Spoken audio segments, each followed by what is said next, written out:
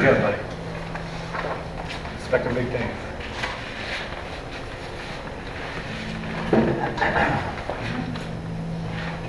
So last year, Justin thanked me for my presentations for the previous 2 years. He said, hey, next year, why don't you talk about something that's useful to everybody? Remember that, buddy? Who is that? That's what I heard. He has a really nice way of giving feedback. I was like, okay, I got the picture. And so this year, I sent a note to Eddie and Sue, and I said, hey, what do you want to hear about? And they sent me a ton of topics.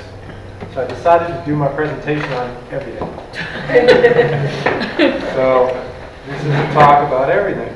And one of the things you'll find when you start anything you really like. So at the beginning, you're totally clueless. And if you get good at it, you'll figure it out for yourself. And then you'll know how to make yourself better and fast. And you'll think that's the only way. Because it's your way and it's your reality. And we all tend to see things through our own views. And then if you stick with it longer and you'll work with different athletes, you'll see that, well, geez, my way doesn't work in that situation, and you'll develop a lot of different ways. And again, you're passionate and you're studying, and you'll have this huge toolbox, and you'll have all this information in your head, and it gets pretty complex when you're at that expert stage. And I worked with somebody that's been coaching for over 25 years, and he managed to get himself through that stage. And when he would talk to you about racing and training, it would be very, very simplistic.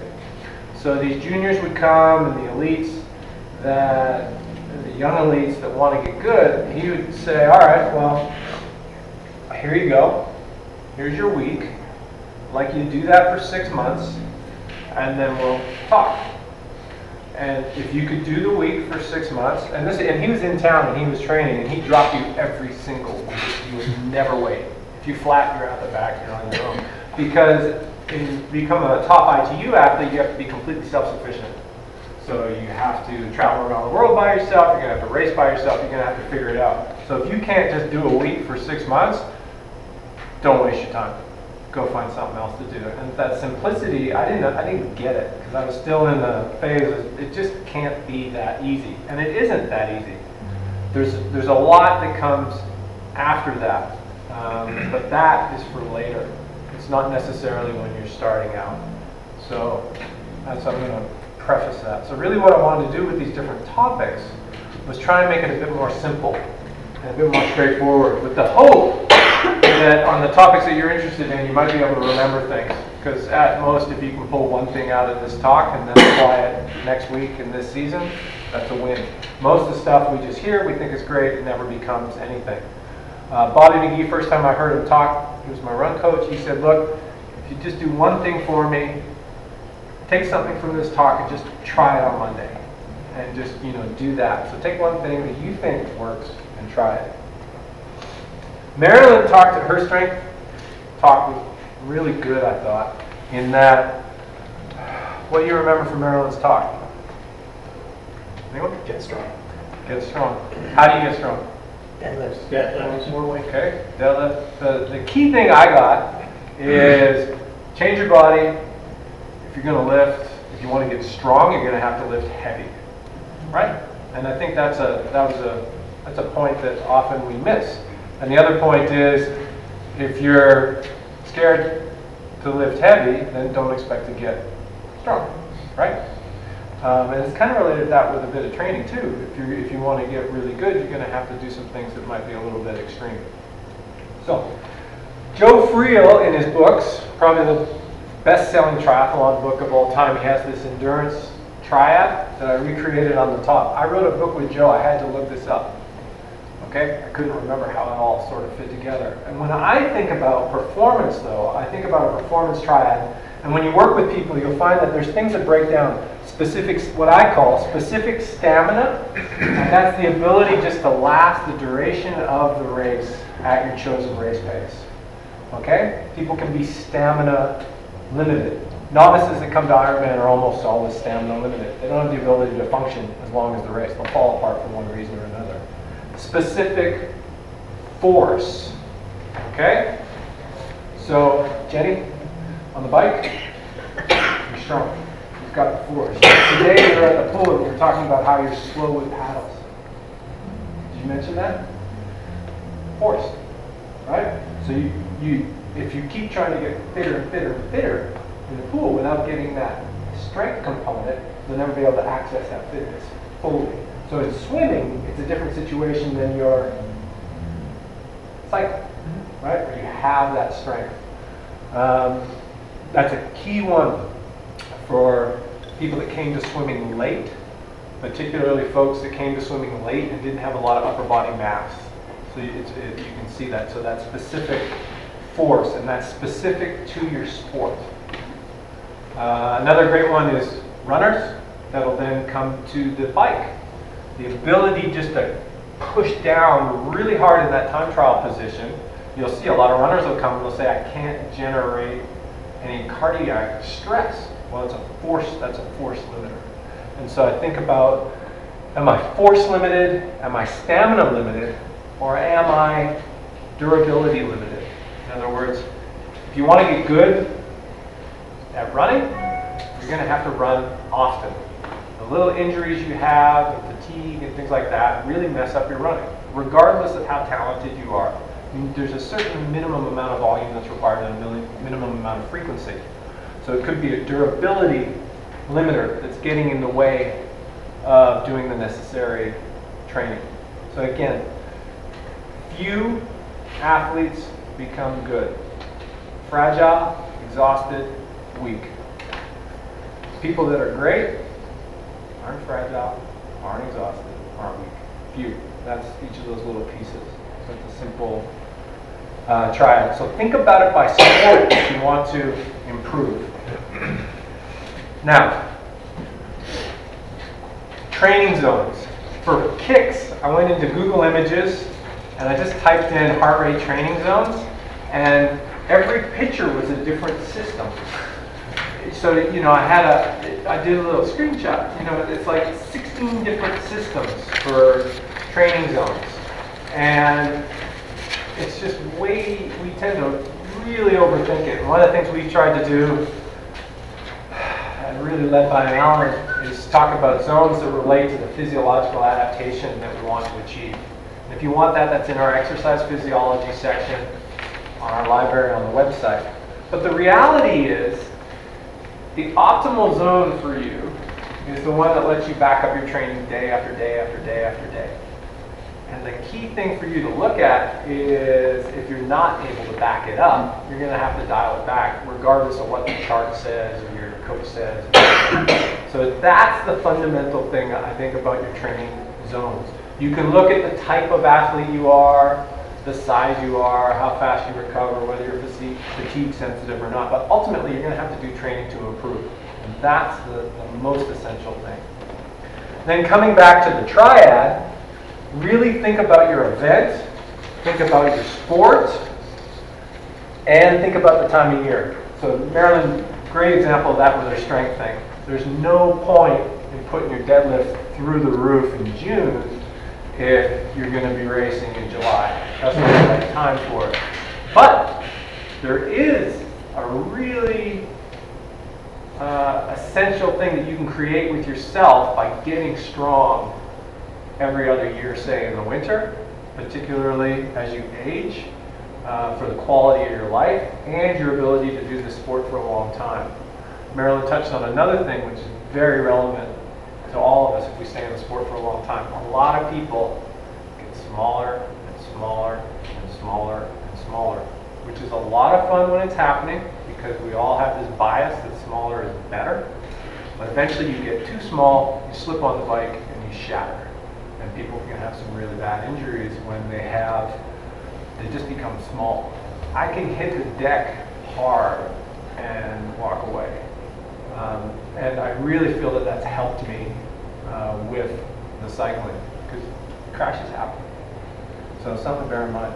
The other thing with zones, far more important than having just the right power zone, is these things that I call the principles of pace, which are discussed also on our website. But you have the ability to choose your pace. Marilyn talked about that track, Okay? It's really hard to choose your pace in a workout. And in a race, it's near impossible. Hardly anybody can choose what they want to do. It's that horses kind of running, and you tend to just go with it. So that training yourself to actually know what you're doing and be able to choose your pace. After you've chosen the pace, the ability to vary the pace on your own terms is what it takes to go fast in a time trial.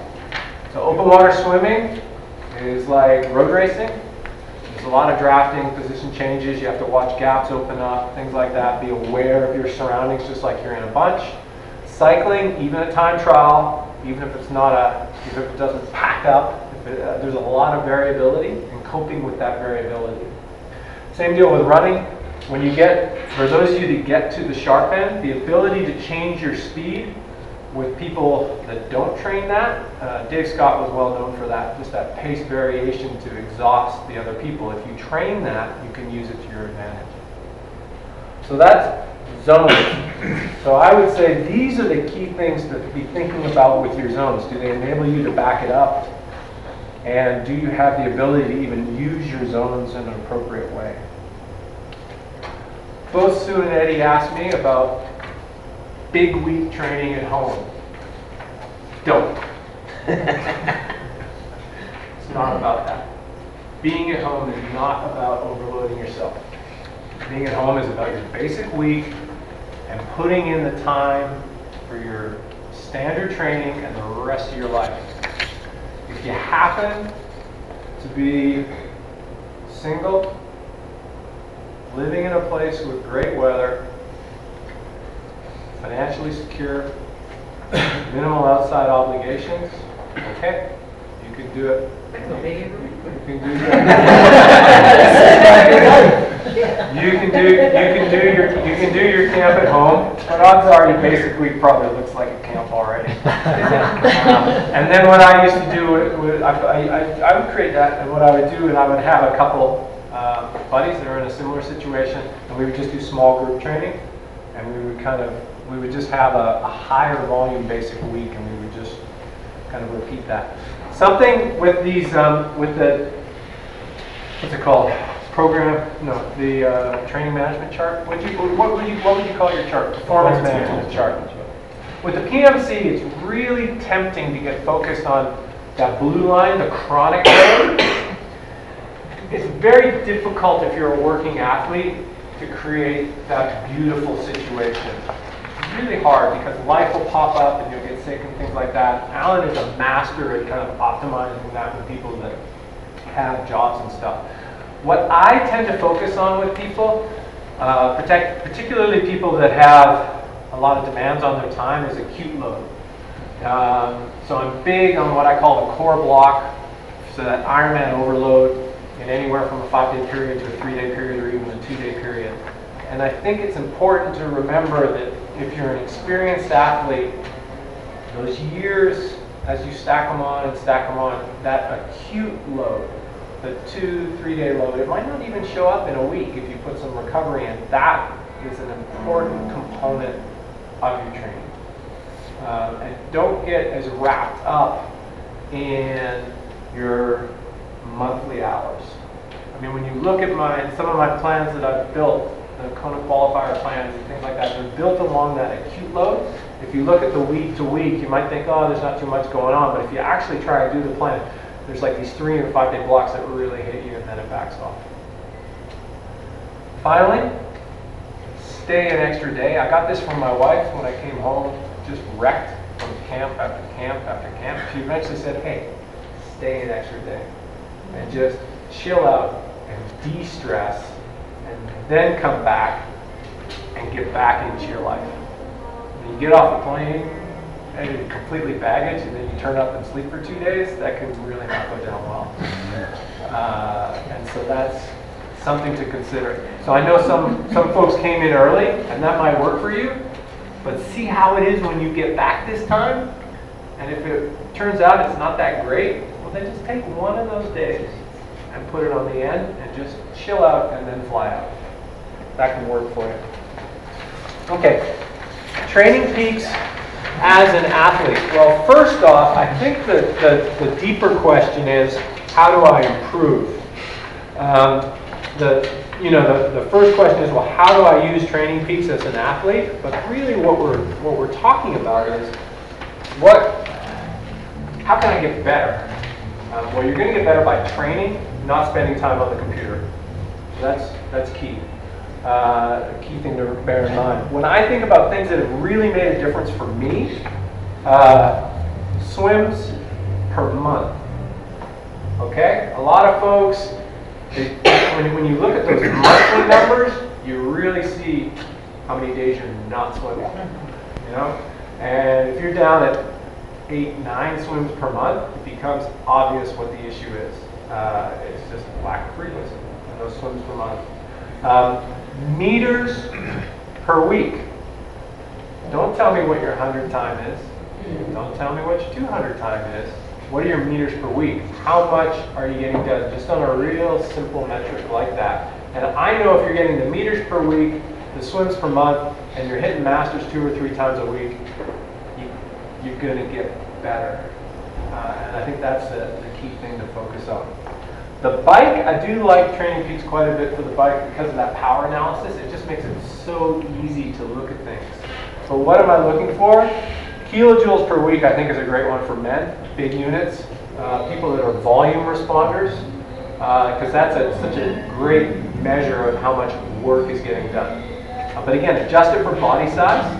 But I think when you look at kilojoules per week, it really flushes out people that do a lot of group riding that are highly variable. And they might feel like they're going hard and they might be getting tired, but they're not going to get the work done.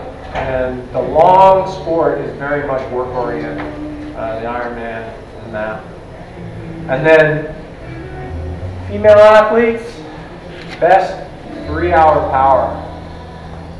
Particularly, and that also is for smaller men, older men.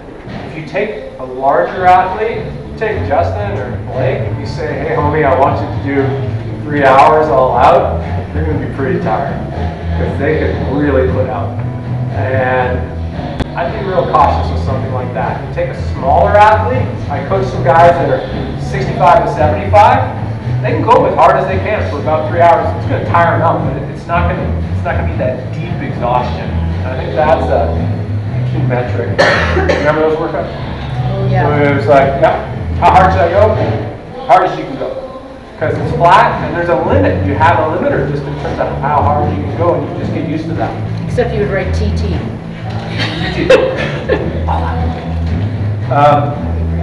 And then there's crossover. So veteran athletes, I think the older we get, particularly mid-sized men, the training protocols that work for us tend to be a little more, as our absolute work rate decreases, our relative intensity will come up, and we might start to look more like the female, although our recovery needs are still longer. The same thing with smaller guys. The average intensity that a smaller man can handle is actually pretty high. Are you talking about physical age or athletic age? Physical age. So I got a little specialty with men over 60, and they can handle pretty high work rates because the absolute power that they're putting out is not that high, so they don't get exhausted. What intensity effect did the wrong race kind of at what point they something? Yeah. Yeah. So might have been higher. Yeah. Might have been 0.85 for 7 hours. Yeah. And they go out and ran well. So and that's a function of just losing all that top end. Okay. I look at the same thing on running, runs per month and miles per week. Really simple. I find Ironman's pretty much pretty straightforward. Because if you don't have the frequency combined with the weekly mileage, you break down too much on the marathon. Okay. And Sue asked Cliff Notes Kona version.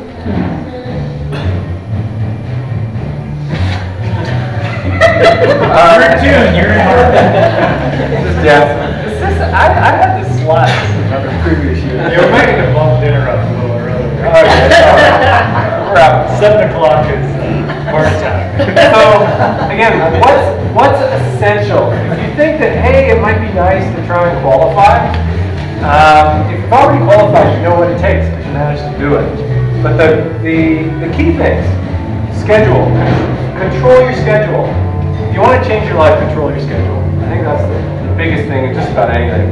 But it's really important for athletics because in order to get the consistency that's going to be required, you're going to need to be able to control that training and fit your training slots in.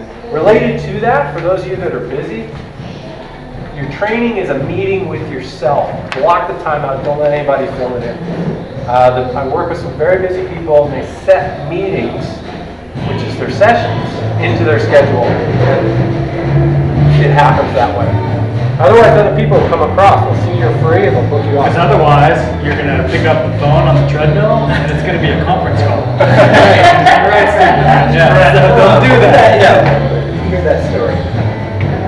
We had a guy that took a conference call, and he was swimming in the pool in Oro Valley. No, that's pretty impressive. That's pretty good. Slater. Yeah. So wait a minute, I got to call in for a sec. Yeah. I didn't want to say his name because you know how the job's going to work. Oh, yeah. Sorry, buddy. All I right. don't know. Have you seen his Instagram account? What? Well, I mean, I'm just saying.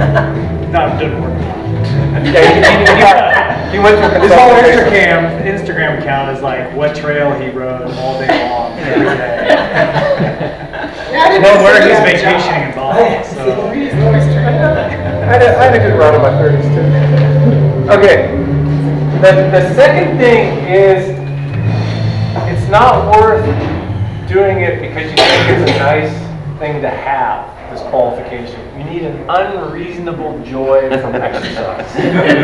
So I've had a lot of people that live in communities where it's all about achievement and kind of peak bagging and things like that, and they think, wow, it'd be fantastic to qualify, but they don't really like to train.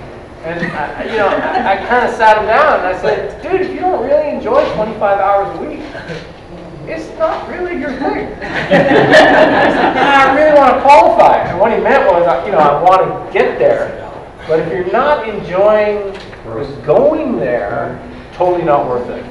Better off just find something else to do because you're not going to make it. It's just too hard. And so that would be schedule joy. The other thing is 1,000 days. Just train for 1,000 days and see where you're at. If you're going to have the potential to make it, it'll get flushed out in the first 1,000 days, I think. And any reasonable plan will do that. You don't need the magic, I'm going to go qualify plan. You just train, get yourself organized, stick with it, do your races, pay attention, and you get there. Everything else is details, and the details, there's a lot of successful people that do it many different ways. But if you look at the people that actually get there, control the schedule, enjoy training, and have been sticking with it for a while, those things are essential across all the different protocols. So before I ever did a triathlon, I used to be a power lifter, and I love strength training. Real world strength, as Eddie mentioned. Tell me about real world strength. What do you think? Well, first off, I think when we talk about the real world, it's important for us to recognize that our cohort. What do I mean by that? I mean us as a group. The type of people that are like us. All right. First off, we're not the real world. Okay. So we're really healthy and we're very different. All of us, from our peers that are next door having fun. It's just different. And I think that's important to remember. So we're going to have things that we need to watch that don't even register for a lot of other folks. So first off, remember that. Remember that we're really fit. The other thing that I would say to you is, as a group, we're really focused on performance and going fast. And ultimately, you may choose to do a slightly different focus for life or whatever, and end up with 3 little kids in your house, whatever it might be. Give yourself the freedom to change your mind. I see a lot of people grind it out until the body's completely gone, and that can make sense, but just be open to changing sometimes. So first challenge that we have, that other people don't necessarily have, is that most of the year we're in energy deficit. We're all trying to lose weight, whether we admit it or not. And the other thing is we're doing a ton of catabolic training. In other words, we're doing long endurance training. And that sort of training creates a situation in our body, especially when combined with an energy deficit, that eats up all the muscle. So I get a kick when I see the Big Steel Challenge, and somebody says, yeah, I gained, 1.35 pounds of muscle, and I'm like, dude, that's gone. And I'm like, I don't know. AC can lose that in a week, right?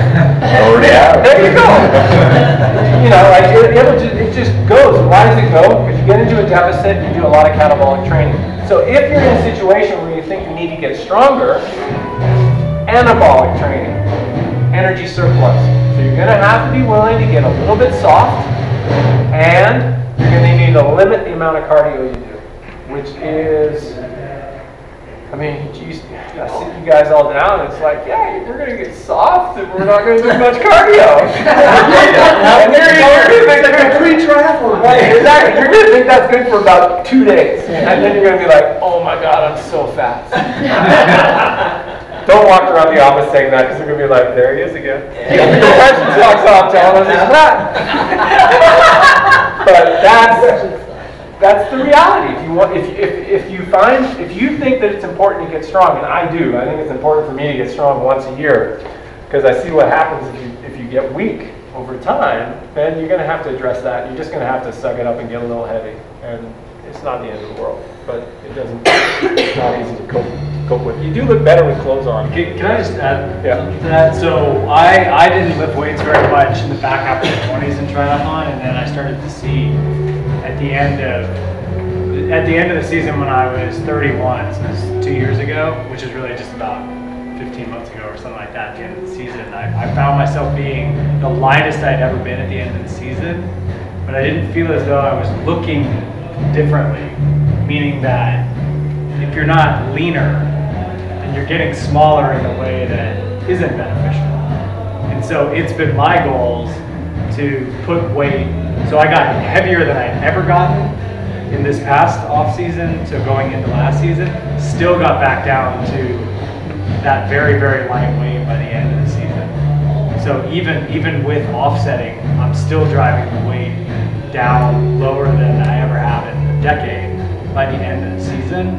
And so again, I've spent even more time this time of year trying to get, I'll be heavier for a certain time of the year, but I recover very fast from sessions. I haven't gotten sick at all this year, and I feel good even though I'm heavier.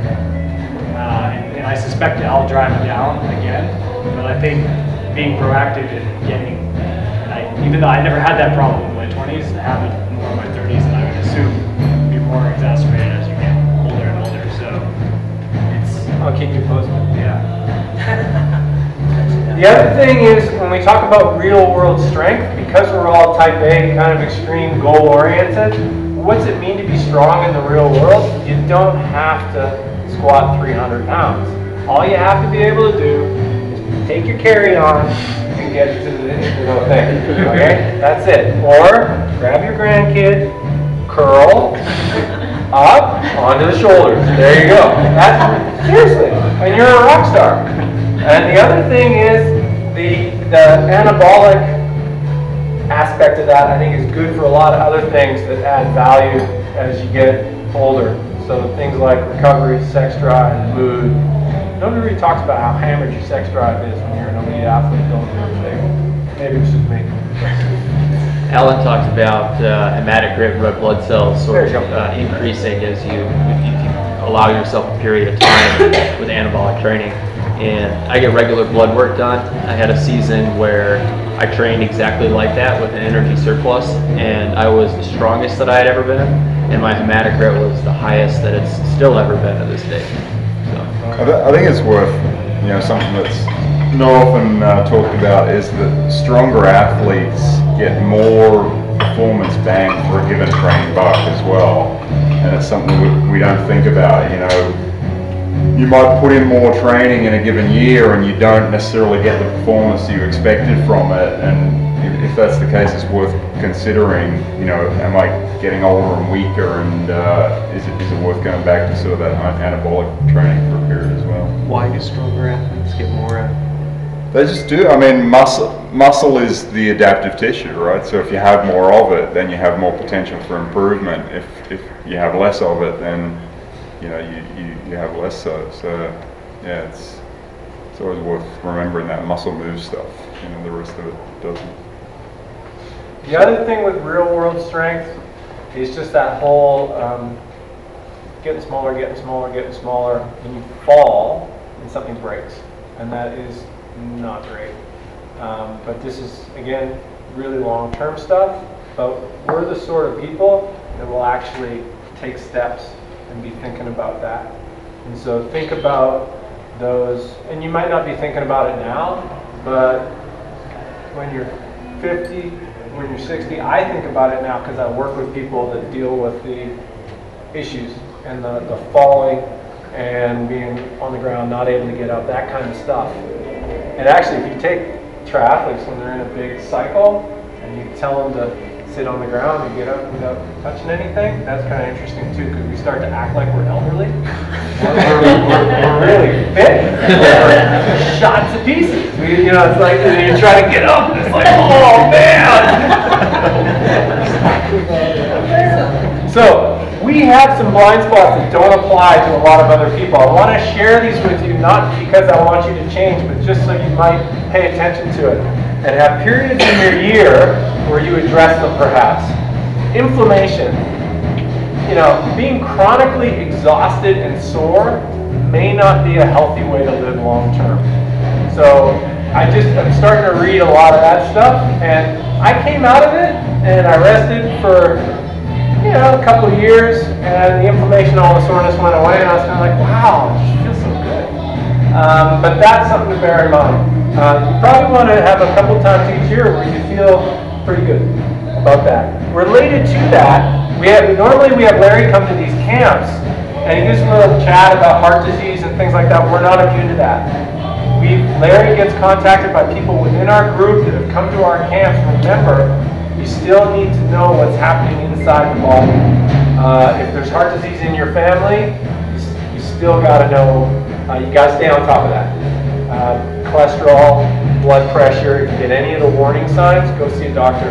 We've actually had 3 people that have come to this Tucson camp that have ultimately had heart surgery. That Larry knows about. There could be more, but they reached out to Larry. So odds are, one of us, if this is an issue we're going to have to manage. Sugar. You know, we're reading a lot about it. I don't know if it's a fad or what's going on. I was chatting about it with Bruce a little bit this afternoon, but it could be something. You know, for us, we are on a pretty high sugar diet because we're on a high calorie diet. So one of the things I used to do, try and shift my energy towards good fats, try not to do so much of the processed sugar, but we do need to acknowledge that what we are doing, I don't know, it depends on who we are, 2 to 4 times more than we might actually, 2 to 4 times more activity than we might actually need for health. So that's something to watch. I've found myself in periods of time where my training existed only to enable me not to deal with my nutrition. Follow what I'm saying? I wanted to eat a certain way. So I'd say eat to train instead of training to eat. Yeah. Not trying to train a hole in so you can fill it with an indulgence. Yeah, so it was, and I had to own that and then address that with myself, and it was a stress thing. But again, I'm just putting that out there. The other thing is the fat pad on the bottom of your foot, when it's gone, it's not coming back. Okay? Barefoot running, low profile running, high run mileage and things like that. If you start to feel bruising under your foot, I would really recommend you get some cushion under there to protect that. When that's gone, it's gone for good.